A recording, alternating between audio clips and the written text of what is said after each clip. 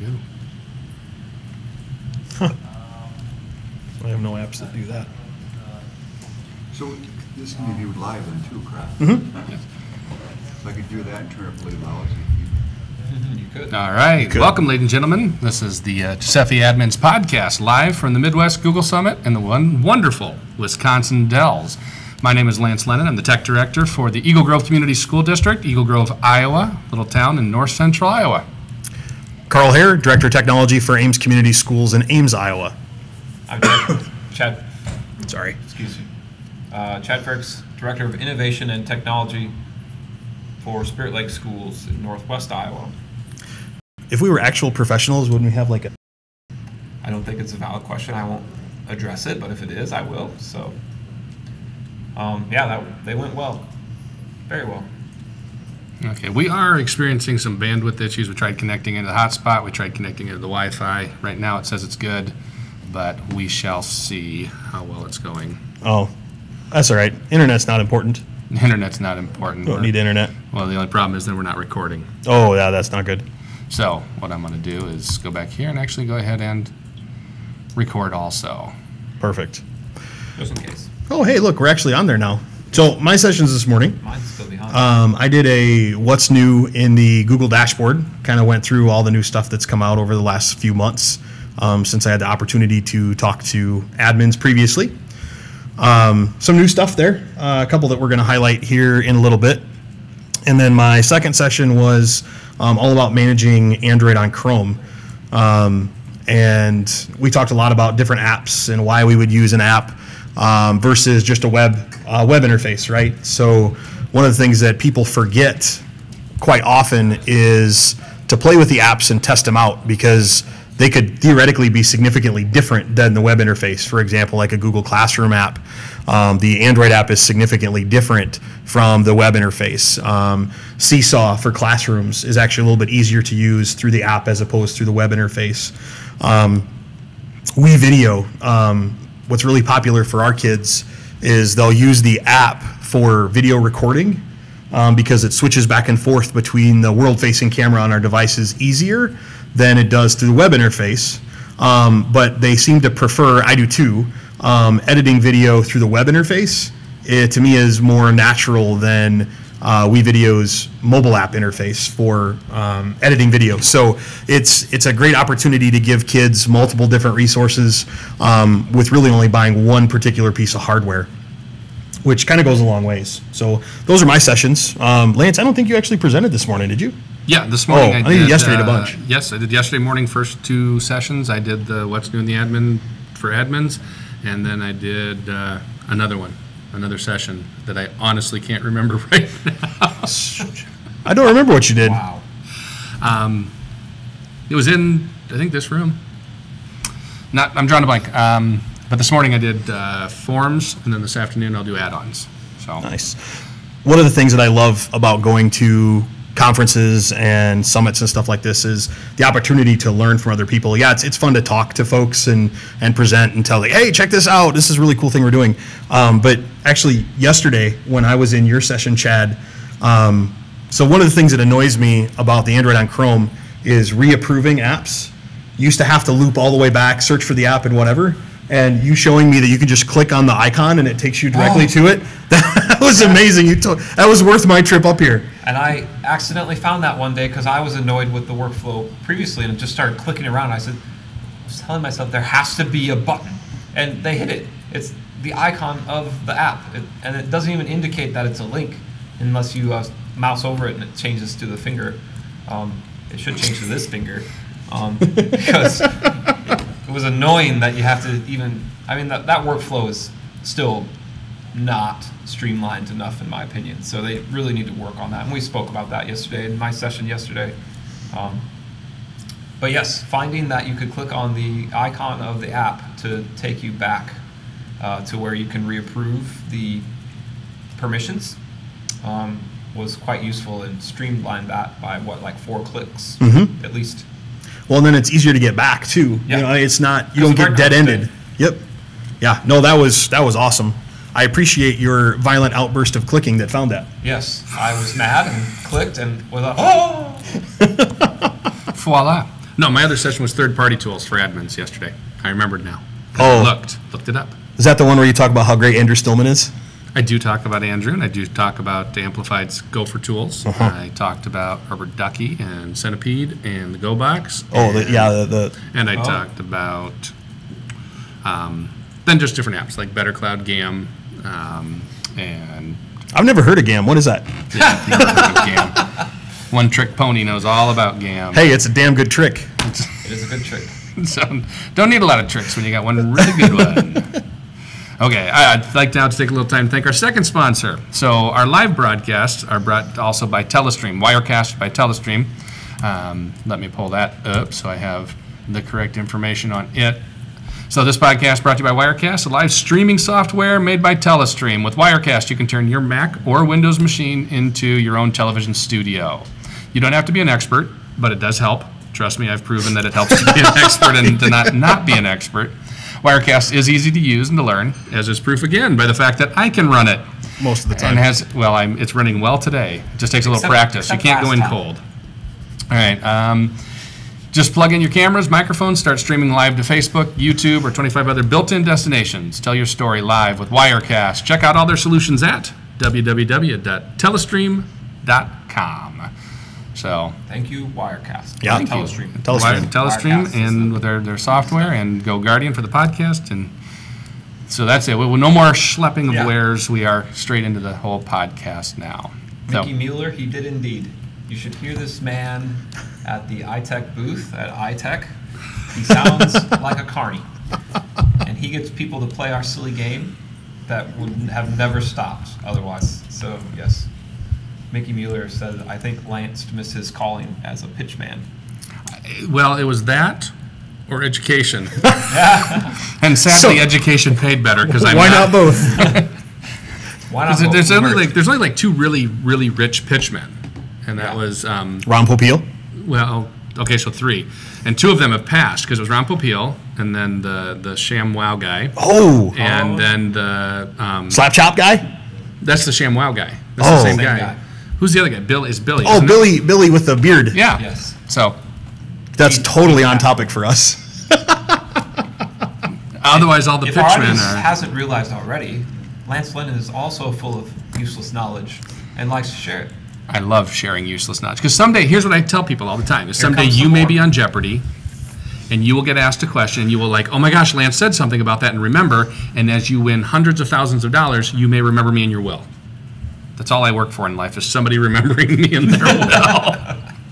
Because the pitchman gig isn't paying. Is it not paying off? No, And no, it's not. education No, it is is not. not where the big money is either. But that's okay. I like what I do. I don't even know how to transition away from that one to what we're going to talk about next. Actually, what we're going to talk about next, we can talk about tips, tricks, and ideas, or we can go into... I think we need to go into the little security freak out that we had last week. Yep, that's more important than our tips and tricks. So last week, and it went out on the admin community, there was, it seemed, not Can I full stop you there scale. a second? You How just many of did. you are a member of our GSFE Admin Google Plus community? Oh yeah, just so the world knows, we do have an audience. Yeah, look at them. Some of them raised their hands to that question. If you're not, I suggest that if you're a Google admin, you should join that community because it is a vast library of Googly knowledge. There are 5,600 members to that group. Yes. Yeah, That's impressive. 5,600 brains all working together to better GSFE. And it is good. It's a great group, and there's a lot of people in there that don't necessarily contribute to the group in terms of offering answers to questions, but there are people that do follow the group that are pretty high up on the totem pole. We have some Googlers out there that are in there. We have some coders that are in there. And we have vendors that are in there that really listen to what people are saying in that group. And it's amazing how many things have been mentioned in that community that end up coming to fruition somewhere. So it's the power of the many versus the power of the few. Right. Yeah. I mean, just the fact that the Googlers watch that, and not just like the salespeople Googlers, but No, the developers. the Engineers, developers, UI folks. Yep. all follow that community and listen to what we're saying. So that came off of the topic of people that are in the community, and the community came because last week on Friday, it was posted in the community. Early in the morning, one of the community members posted something about, is anybody noticing failed login attempts from a specific IP address and address range? And I didn't pay much attention to the post. I read it, saw it come up, and then I got something from Carl asking, have you noticed it? And did go into my admin console also and looked, and lo and behold, that same address range, there were people trying to get into our accounts. It ended up being, I think, fairly large scale. I wouldn't say it was a full scale attack because some people said they didn't see any, but it was interesting the people that were getting attack attempts on their accounts, because one of my accounts was an administrator who had left 5 years ago. So I don't delete accounts, I suspend accounts, and so that account technically is still there, and I had failed login attempts to his account, but he hasn't been in our district for 5 years. So we kind of came up with a hypothesis. Carl? That was my hypothesis. That was Chad's, not mine. We came up with the hypothesis, Chad. So I thought maybe, just based on the accounts that were being brute forced, like Lance said, some of those were ancient by IT standards, like 8 years old, and hadn't been in the district. They transitioned into Google Apps when I got there, and some of those accounts never really were active in our Google domain. They just got moved with the dead accounts in Active Directory, and those were the accounts that were being brute forced. And so my hypothesis was that they had to have looked at an old copy of a staff directory, and a bot scoured it for those emails, and then it's almost like they went to the Wayback Machine and pulled up an old copy of our website and scoured for a staff directory, and then started brute forcing those accounts to try to gain what I would hypothesize as student information is probably what they were after, based on previous events in Iowa and elsewhere around the country by a hacker group. Mm-hmm. It seemed similar, and it was very curious that they were targeting only staff accounts. No other user account types were affected, not yet. I keep monitoring now. I set up some alerts, which you can do. If you don't know how to do that, you go into your report section of the Google Admin Console and pick the type of report you want to see. In this case, you would audit login attempts. So you go to, audit login, and then at the bottom there's a button that says set alert based on your search criteria that you set. So you might want to look into doing that if you don't already on failed login attempts. Or you may not. You maybe just want to check once a day. We were extremely fortunate in this case. I'm not joking. We meaning you. My district were extremely fortunate in this case, in the fact that we had just, not kidding, enforced two-step verification, which I highly, highly recommend. We had given our staff 1 year and 3 months to voluntarily sign up, but it quite literally went into enforcement midnight of the night of the attack. So the attack started happening at 10:30 p.m. Enforcement went into effect at midnight, but the attack went until like 3 a.m. But we had worked really hard with our existing staff and got everyone that existed currently signed up for two-step before the end of work day on Thursday. So all of our accounts were safe, and we purged, or we suspended, like Lance. We don't delete accounts, we suspend them. So the accounts existed, but it didn't matter if they got in, because it would just show the suspended screen, right? So yeah. Well, my hypothesis is, based upon that, is they found out Chad had done this, so they wanted to test. Yeah. And yeah, so really the whole issue, if you had an issue with it, it's Chad's it was fault. Chad's fault. Yep. Right. Yep. But the weird thing is it's like Chad, we had people, they ended up getting their password. I mean, that they had broken the password. Not that we use incredibly encrypted passwords. But they do. But they broke it, and they got text messages. So they did get the two-step authentication text, 4 of my users, but none of them felt that that was odd enough to contact me and say, hey, I got a text at 3 in the morning or at 2 in the morning. And so I sent out an email to my staff, trying to word it very carefully, like don't go into shock and fear and everybody text me back or cry and yell and think we're going up in flames. And they came and said, yeah, I got it at 2. I thought it was weird. Well, yeah, that would be weird. That means someone got into your account with your username and password but didn't get the two-step, and then you still didn't think it was important enough to tell me. That means your password has been compromised. So we did have to change 4 passwords for our staff. And they're all like, well, I got to change. I use that password for everything. So number 2, don't use my password that I give you for school for everything. And secondly, don't tell me that, because I will get into your bank account. No, but I couldn't believe what they were. So Lance, along those lines, back to the reports audit login attempts, that was the 4 users that told you they got a text message. What about those that were too scared of you and didn't? There is a place where you can check that. If they got past the password place, they would have gotten a login challenge, even if they were enrolled in two-step. So they would show up in that report for login challenge with that IP address from which the attack was originating. There was a subnet that I can't quite remember. 173. Right. No, 172, 111.94. Yeah, and then the 4th octet was Varied.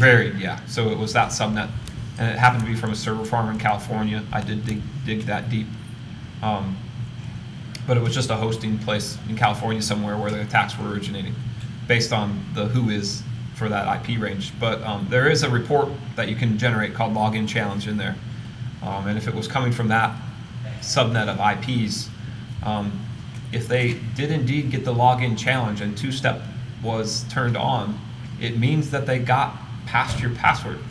And they got past my password. My password is 16 characters of gibberish generated by a tool called LastPass. I don't make my own password. LastPass makes it for me, and I click yes and then remember it. The only password that I have to remember is LastPass. So...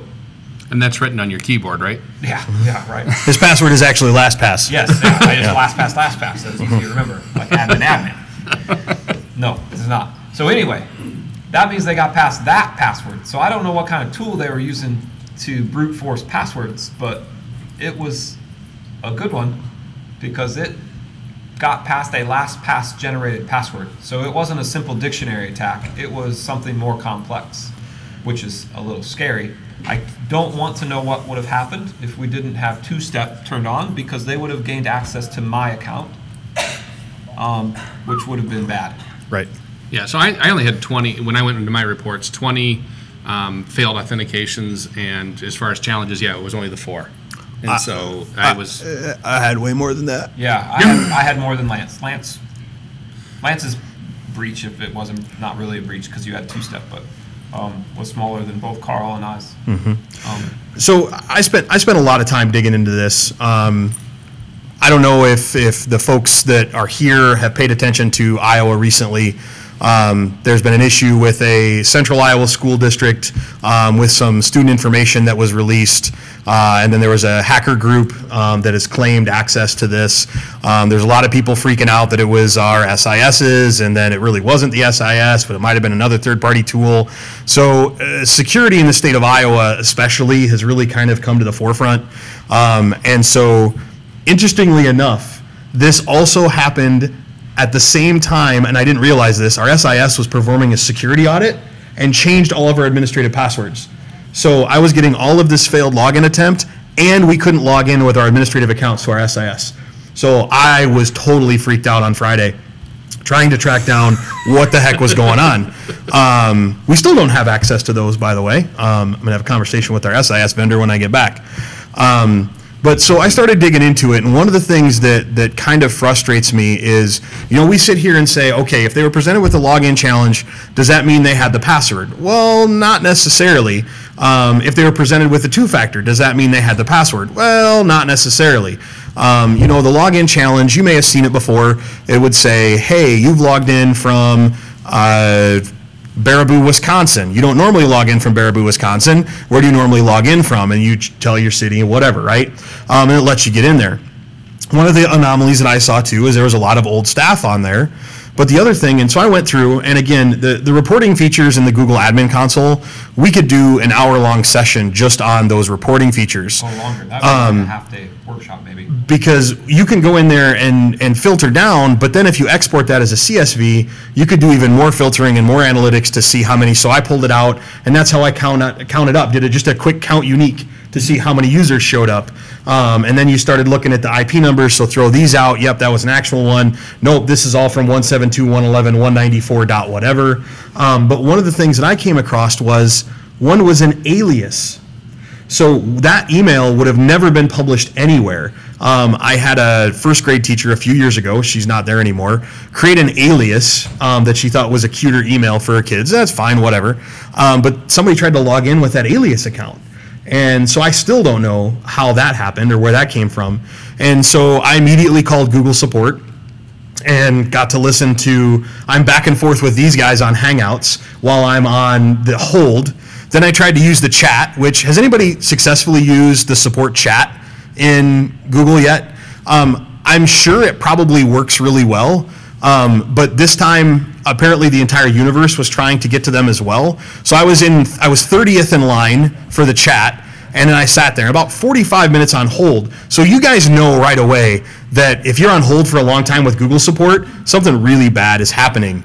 And so then I finally got to talk to somebody, and he's like, well, do you have API access on? And I'm kind of like, yeah, duh, doesn't everybody? You know, because GAM and all these other tools that require API access, you have this turned on. Then he had me start looking into apps that users had installed and what API access did they grant. And that actually transitioned to something Lance is going to talk about later too, on permissions for apps and extensions. But we started looking at, you know, could it have been one of my users' accounts that had been compromised that may have had a spreadsheet with user accounts in it, because it was unique that it was all staff. It was unique that it was old staff. It was unique that I had one alias user that tried to get logged into. What it boiled down to, when it was all said and done, is we have no idea what happened. Not a clue whatsoever. Google closed my support ticket that said, we have resolved this situation. If you have further issue, please reach out to us. But what we did is we went about it a little differently in my district. I hopped into GAM really quick and did a forced password change on all of my staff. I had, in my 7 years at Ames, 7 years since we've had Google there, I've never forced a password change in that size. But after talking with support, we talked to their engineers while I waited on hold a little bit longer. That was really the recommendation, was to force password change for all users. And because I had a tool like GAM, it worked really quick. The other thing that was nice is support actually was going to offer to do that for me. All I had to do was send them a CSV, and they would have done a password reset for me as well. And so that was really nice of them to do that, but I didn't need them to.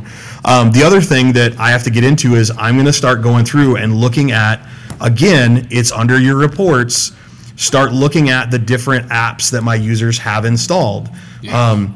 Because you can get in there and you can see how many external apps. 67 users allow access to less secure apps. So I need to start digging in to see what those less secure apps. That's at the very basic. Just go click on reports and then highlights, and you can see that. You also see some file sharing activity that's relatively new in the dashboard as well, that allows you to see how many different documents that are shared publicly. You know, in public with the link, or you can find it by doing a Google search. Excuse me. Mute button, where'd it go? Sorry. What you don't have is, like with a tool like Better Cloud or CloudLock, you could easily be notified of that sort of stuff. With the dashboard, we can't do that. It takes a little bit of digging, but it really is worth the time.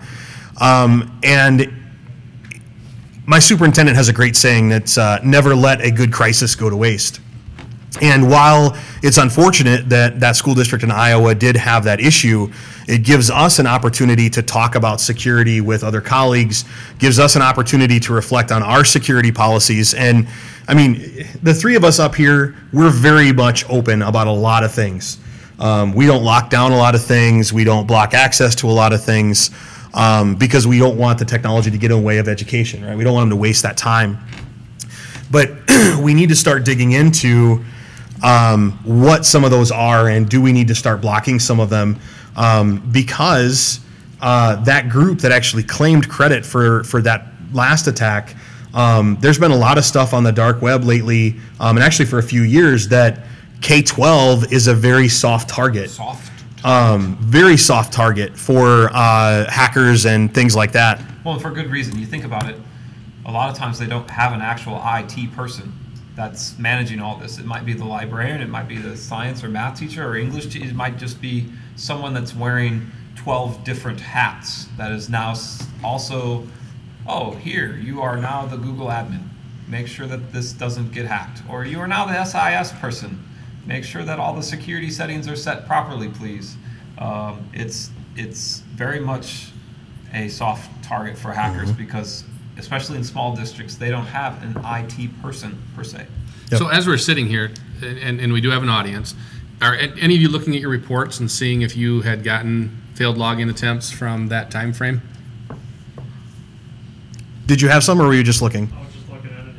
Okay. Did not have any? I did not have For that Did time, anybody else it was look? last Thursday from 10:30 p.m. to Friday morning at 3 a.m. was the. So this crowd here, woo! It's a huge You crowd. broke it. I just broke the camera. None of them had that happen to them. So congratulations. Yes, very good for you. That is very. I truly do think that's kudos to you. Do you I guys would have keep do you have monitoring two-step turned on in your district also? We do not. Is it something you're now really considering? Yeah. All right. Yeah. I'm gonna have a conversation with administration when I return. We may move up our forced date. We were gonna wait till the start of the second semester for enforced two-factor, but I think we may move that up just as a kind of an overall security steps. You know, there are different tools out there that you can buy that do different things. You know, Bright Bytes has a great security module that allows you to have conversations with all sorts of different people. But actually what I'm going to do is, I actually already have, Ames is home to Iowa State University, which has a great computer science department. I went there. And actually, I think everybody at this table went to Iowa State. All proud Iowa State alums. I was not a computer science major. I was a history major. So was I. History, poli-sci minor. But I reached out to the computer science department, actually a former professor of mine, who does a lot of the white hat stuff for the university. And they're going to help me go through and look at different things with maybe some pen testing and things like that. So there are companies that you can pay thousands of dollars to do pen testing for you. Some of them will give you we'll do it for free, but if you want the whole report, you have to pay us. But if you have a university or a community college or something within range of wherever you happen to be listening to this, it'd be worth, I mean, what's the worst they could say is, no, we don't do that. Yep. Or heck, can I throw an honorarium at the university to do this for $100 or $500? Because to put it honestly, I know enough about security and settings and things like that to be dangerous, but I know that there are things that I'm not doing right. And in lack of a college or a university that would offer you that, ask some of your computer savvy students. So for the last 3 years, we've been doing our own internal pen testing. We have a server set up to do internal, and we loop that out and do our own external. But we've had our kids, so the kids that work with me in the tech department, we allow them special access to do this under very close supervision, BTW, to do pen testing against my stuff. In the beginning, they found a whole bunch of stuff that needed to be fixed, and that was great. I was very appreciative of their advanced knowledge with those tools. It's a little bit scary because they are kids, to teach them these tools, because they could be used for black hat activity, absolutely. But under close supervision, and I mean, you got to trust them enough. If you can trust those kids enough to allow them access to your stuff, that would generate a report that tells them how to break your stuff. They can prove a useful asset as well in this. So I can't stress enough, in all honesty, the importance of having two-step turned on. It's the easiest security step to set up, and Google's done a great job. We discovered a couple of settings that got changed over the summer too. If you do force two-step on, there is a setting where you can say how long before a new user has to have it set up before their account is locked. So even if you create a new user, it's not automatically they have to have two-step. You can give them a week, 2 weeks, 3 weeks, a month to get it set up. The one thing that we had talked about and really wished, Google, if you're listening, please pay attention. We wish that you would have it set up that as soon as it's enforced, a new user is redirected directly to the two-step setup. So they have to do that to complete the authentication of their new account. Yep. So then, boom, So that would be there's a no choice. time frame Instead where of they just don't having have a wait two-step. choice, there would be a immediately redirect to two-step enrollment. Yeah. Because right now, all they do is for 3 days prior to the enforcement date, it sends an email to them And that says, there's a please set pop-up this now. up. Oh, is there? Yes. Ooh, when nice. when it's approaching the deadline, when you go to log in, it brings up a pop-up telling you about two-step, and then there's a blue button that says enroll now, and then there's I'll do it later. And we did have some comments in the chat. Carl had asked the crowd here if anybody had a success with the chat, and we did have Mark came back and said yes, he's had chat work for him, and Tim said no, he hasn't had chat work for him. So when we were digging through this, there was one suggestion that I also had, and well, I voiced frustration to these guys about. Google, in their infinite wisdom, took away the ability to use wildcards inside of the report in the IP piece of the filter.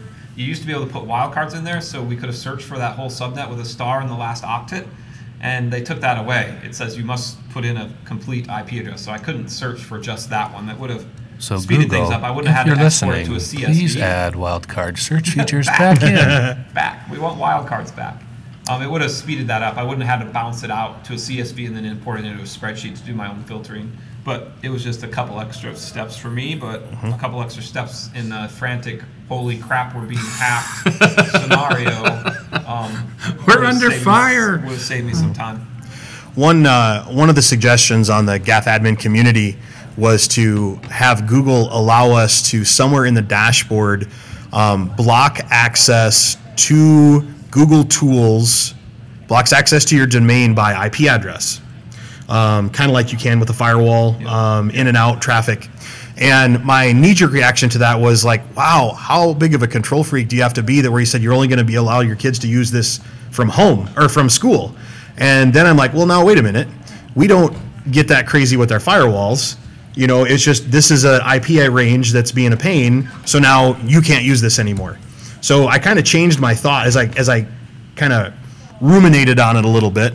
I kind of changed my opinion on that and think that that might not actually be a really bad idea to be able to block domain access by IP range. You know, it's actually, you find that on a lot of things. That things that when you first look at it and you go in the admin console or in any type of tool, well, that's not something I would use, but then someone gives you a practical application of it. And that's places where like the Google Apps community, the admins community, you know, someone on there once said, you know, like I want every device to be in a separate OU so that only one kid can log in on it, so they are bound to their device. And it's a lot of work, it seems like, but in all honesty, when he said the practical application, he really only had a few kids he wanted to do that to. You're like, yeah, I can see that. That student is tied to that device. And I do that to like 3 different kids in our district right now. And the current setup is a little bit of a pain to make that happen.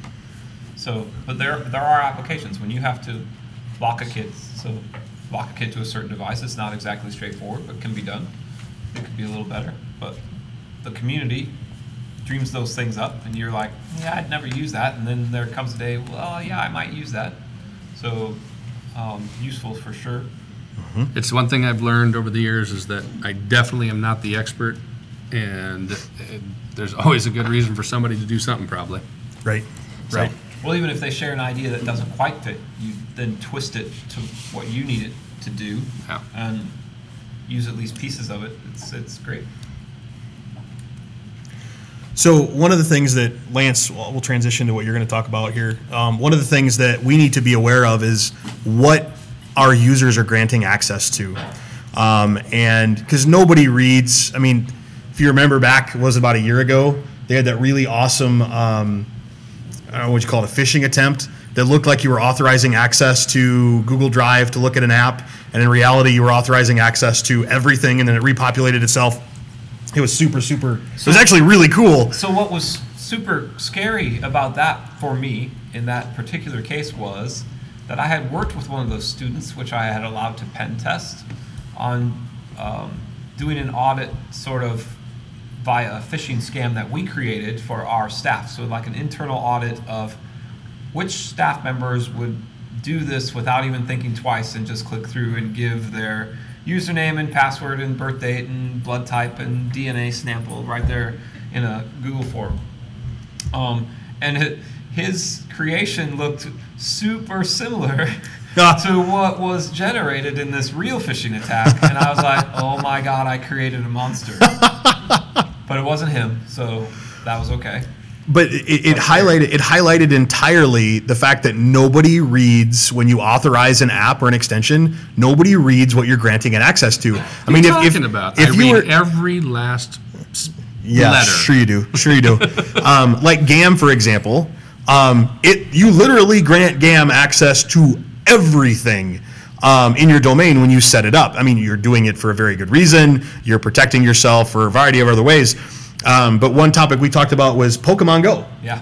Pokemon Go, their coders used an old version of OAuth, and basically because they had lazy coders, set it up so when you used your domain credentials, you gave access to literally everything on your account. Now they changed that, and so now it's different. Yeah. But what Google has done is they've added some things in for us to make that easier, and so now you can actually block extensions by the permissions that they're requesting. Yeah, well, so if you go into your admin console and you go to device management, Chrome management, and then user settings, if you search for the extensions part, it used to be you blacklist all and allow the ones you whitelist, or you whitelist all and then deny the ones you blacklist. And they've actually come up now with what is called block extensions by permission, and this is exactly what Carl was talking about, is they give the categories and say, what is that extension going to get access to? And what is it going to allow? And as I've gone through them, I haven't checked on all of them and what they're going to do, but the number one thing I checked right away, because it's the one I have the most difficulty keeping in check, is the proxy. And so you can actually disable extensions that set a proxy. So those proxy extension that kids use, as soon as I find them, I block them. But there's always a better proxy out there because someone's always building a better mousetrap. And so the kids are always better mice, and they're going to find them quicker. Now, it's a simple check in here that any extension that is going to go in and do a proxy setting, you can block the kids from downloading. So I go into my student OU and plop it in there. Question from the audience. Yeah, I asked the question yesterday about the extensions. Did you ever find out whether it's Google determining their permission? So yeah, it's based on, just like Carl, so what we did find out is what Carl said, it's based on the authorization permissions it's getting. So it's not, they aren't going through and looking at URLs. They're saying, is this app asking for this authorization? And if it is, it's blocked. So so your answer is yes, we got that answer. Well, and it's quite an extensive list on there too. And again, to be completely open and honest, I don't know what a lot of those things are. No. Like I have no idea what memory metadata and platform keys and that sort of stuff is. There's actually, if you click through Google does a great job of giving us information and teaching us how to do things. If you click on that Learn More, you can actually get to a document that they've put together that translates this into something that's easily understandable. So you know that, all right, desktop capture means this. Click in something like a proxy. What do you do for off-campus filtering? So we run GoGuardian off campus. Okay, is that that must not be considered a proxy then? No. Okay. No, it's an extension. Right, Yeah, but does the extension see as a proxy? Because here's my thing is what I was worried about is you now have set proxy to be blocked. If it asks for that permission, is it going to screw up your GoGuardian filtering off campus? Yes. So but GoGuardian, if you are Yes, but listening. No, it doesn't. But I understand your question because before we had GoGuardian, we had SEPA filter, and SEPA filter extension did indeed set a proxy because it had to proxy back through us because there was an actual physical appliance on site that it had to proxy back through. GoGuardian does not work that way. It doesn't set a proxy. Okay. So it functions as a proxy, but not in the manner that this would impede it from working. Correct. Okay. Hopefully. Hopefully. Unless someone corrects From what me we don't in understand. live chat. Well, and that's one of those things where we knew some things were coming. There's another whole section on whitelisting, and there's OAuth whitelisting and access. that is another whole session and conversation into itself. But this is kind of new, and it's the opportunity for you to leverage that testing OU. I know that all three of us at this table have preached the importance of a testing OU in your domain so you can test to see what happens when you tick boxes, right? This is one of them where you want to be able to check to see, all right, if I say proxy access, oh crap, it breaks GoGuardian. It doesn't. We hope. But there's another one that says VPN. Well, I have some high school kids that need to have VPN access with their Chromebook for some things that they're doing. So is by blocking that one, based on those permissions, is it going to preclude them from being able to use their VPN? So take advantage of that testing OU so you can see what happens. It's the same thing you want to do to test Android apps on Chrome. You want to test restrictions. You want to have a test user. I don't know about you guys. I have two users, Sally and David Demo. They're brothers and sisters in my domain. They move around a lot, many different grade levels, maybe multiple grade levels in a day, that I use to test different things, to see what's going to happen for a student user rather than logging in as an actual student. It doesn't cost me any money to have David and Sally. Thank you, Google. And I put them in there, right? I have a test OU. It's called My Students, and no, I'm kidding. But no, I do also. We have test OU, and it gets moved around. My test user is test.user. I'm not as original as you, so. Yeah. So the other thing that I learned about actually very recently that would fit very closely into your what you need to test stuff is there is going to be a file system migration that needs to happen. If you are using Android on Chrome and wish to continue to use Android on Chrome, you need to go to your settings under Device Management, Chrome, User Settings. Can we, before you get going, we did have a comment on the site. Mark I'm going to probably not say your name correctly, the last name, Mark Krukow or Krukow. He did put on there that the GoGuardian, it's not an extension. What it actually does is it sends traffic to GoGuardian, and then when their determination is based on their rule set, if it's not allowed by your rules or your filters, it breaks that connection, which is why you then get the GoGuardian, sorry, this page is blocked. Okay, cool. So if you are using the Android on Chrome, you're going to have to make a plan for this file system migration. What's happening is Google is transitioning the file system on all of our Chromebooks to basically be the same thing as an Android device. It's the same file system that's there. So any device that wants to be able to leverage actually Android N, which is the same, because Verizon hasn't been able to bloatware Oreo yet, is still the same OS I'm running on my Galaxy Note 5. So you need to go in there and check and see what setting do I want to have. Okay, and it depends on the devices that you have. Interestingly enough, according to this article, does anybody want to guess that we're in my session previously, what Google is determining as an old Chromebook? Here's a hint. It's not very old. It is any device that was made previous to 2017. So those of us that have been playing around in the Android on Chrome for a while, we still have a bunch of R11s and the Asus Flips. I'm going to have to plan through how I want to make this work, because if they upgrade to 61, the Play Store is not going to work anymore, and thus negating the value of having a touchscreen Chromebook that does all these things. So you need to decide what you want to do on this. You have a couple of different options in there. One, you can allow the users to migrate their data. And I have not tested this out because I literally found out about this yesterday. I have not tested to see what it looks like. The documentation says anywhere between 1 to 10 minutes per user to migrate that information. And each user, especially if you have a shared setup, so maybe you have a cart of Chromebooks that you're using where you have maybe 6, 7, 8, 10 users logging in, each one of those users is going to have to go through the migration process before they restore their complete functionality of that device. The other option is just to wipe everything. So when they log in, the migration is done and it wipes all the local user information. And initially I'm like, no, we don't want to wipe everything, but then you think it's a Chromebook. Data is really on that Chromebook. Correct. Local data isn't really saved on the Chromebook outside of the application data. And downloads. And downloads, yep. All of your applications will have to be re-downloaded again. But that's really not that big a deal. So actually in the documentation, that's actually Google's recommendation for schools is to do the wipe on migration. The other option is you can allow your users to choose. I really don't want to bother trying to have my kindergartners choose which type of file migration process they want to follow. Getting them logged in is a minor miracle, as it is. It's already kind of a pain, and if Google is listening to this, that you have to have your users agree to the Google Play, the Android on Google terms of service per user. And when you're doing this with kindergartners, I wish really there was an admin way to say, for this OU, let's skip that. I agree for them. Yep. So they're going to have to redo that again, but it's not a super big deal.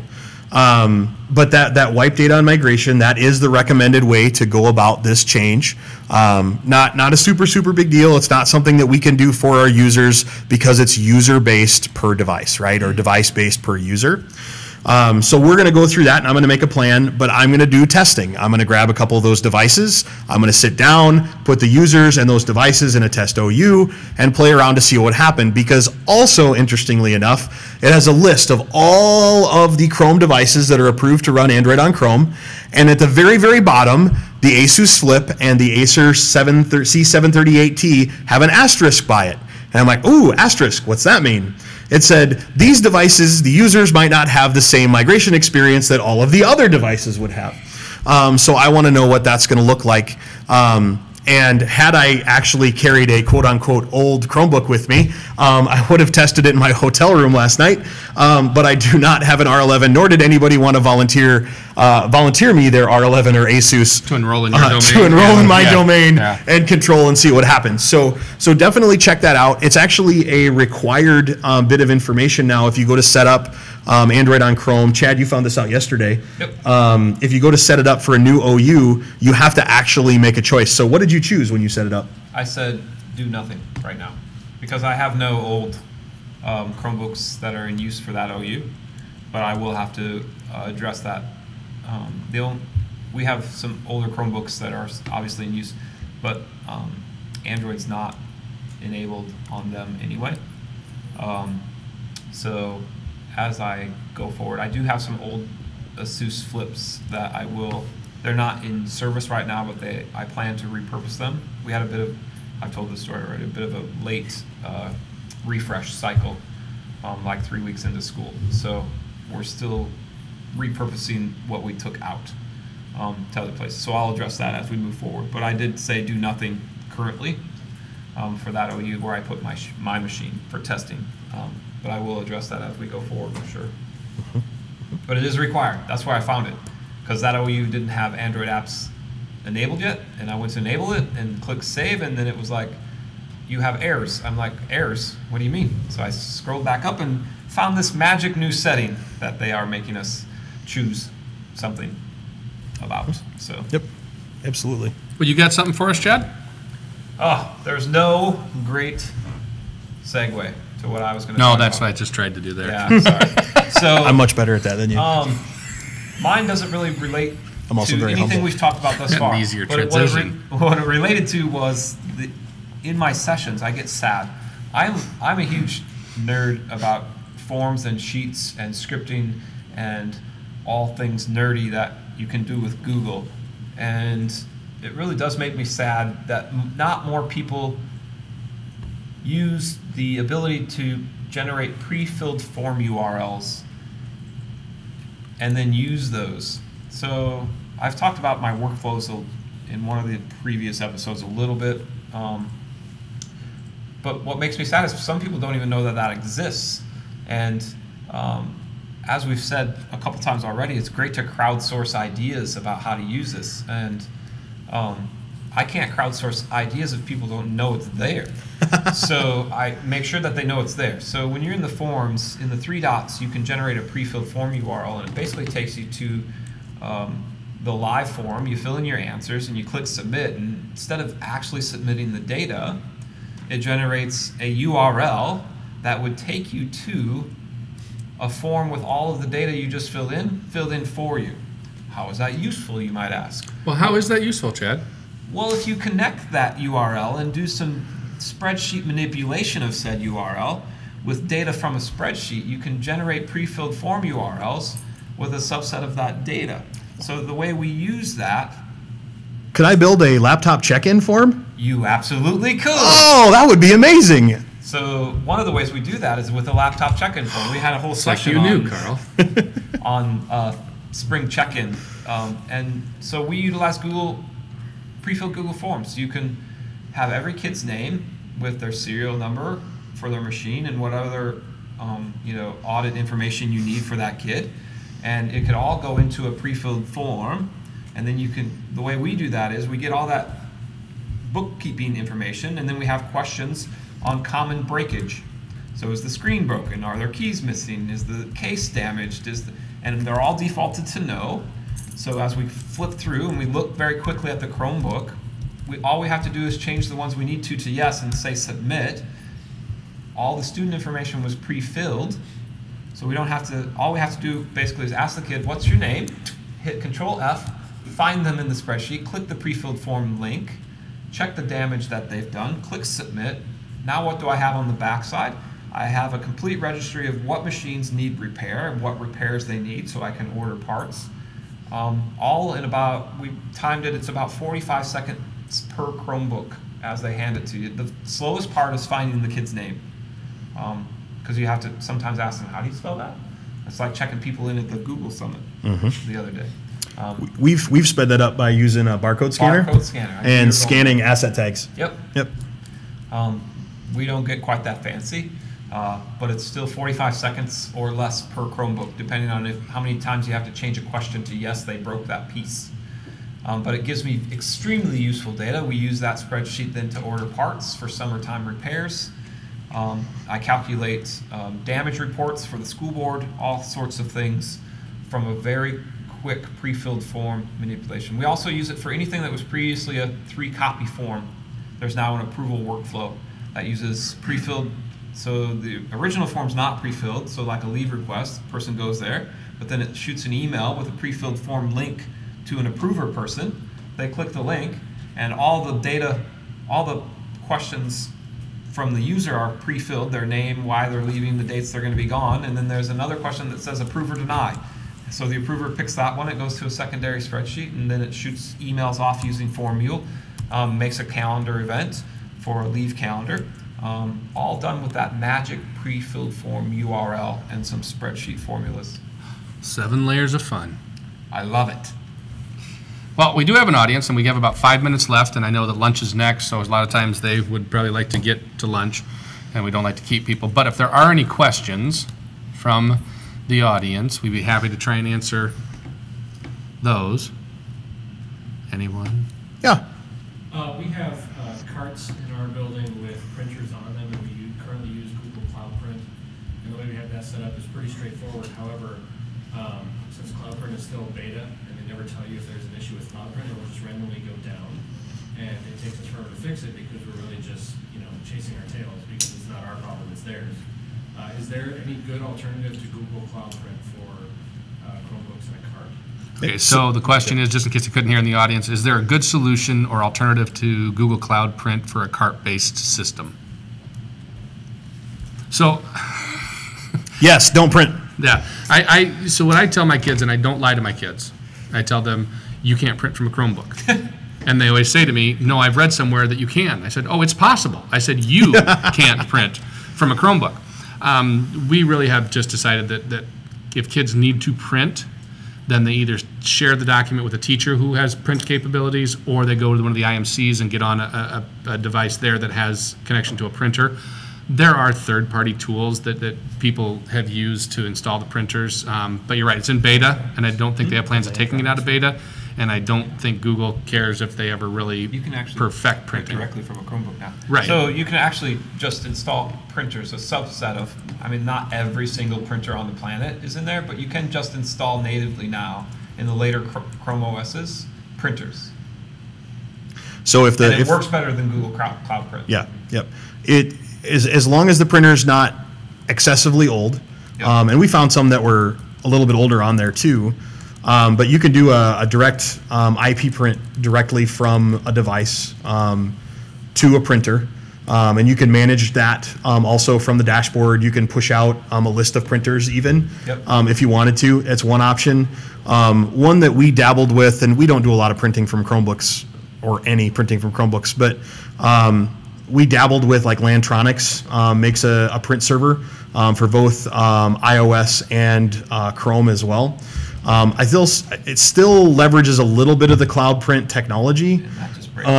And so I'm not sure that would be a good solution, but it might be worth looking into the direct print that you can set up on the Chrome devices.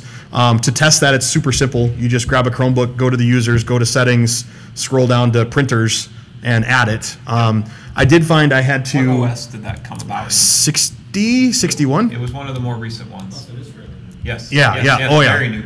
Yep.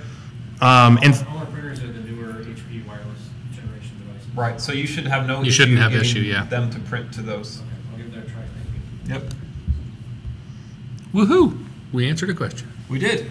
A live one, nonetheless. And not Chad, through Mickey chat. Mueller wants you to send her the resources about the pre-filled URL. Okay. Do I have her? She's out in Nebraska. If you don't send them to me, and I'll send them to her. perfect. All right. Any other questions? Look at the hungry eyes. So no, I'm guessing not. They're like, let us eat. Well, thank you for being here. Thank you again. Last time I'll schlep their wares. But thank you to GoGuardian. Thank you to Telestream, both for sponsoring the podcast and really doing some really great software. And thanks to our live audience for actually sitting through our live podcast. And participating. And it worked! We had Yay! hands rising and questions asked. That was awesome. That rarely happens for us. Most So of the thank time you. it's just dance, monkey boys, dance. It is. All right. Well, thank you all very much. Have a great rest of the conference, and everybody out there in the ethers, take care. Tim had a question.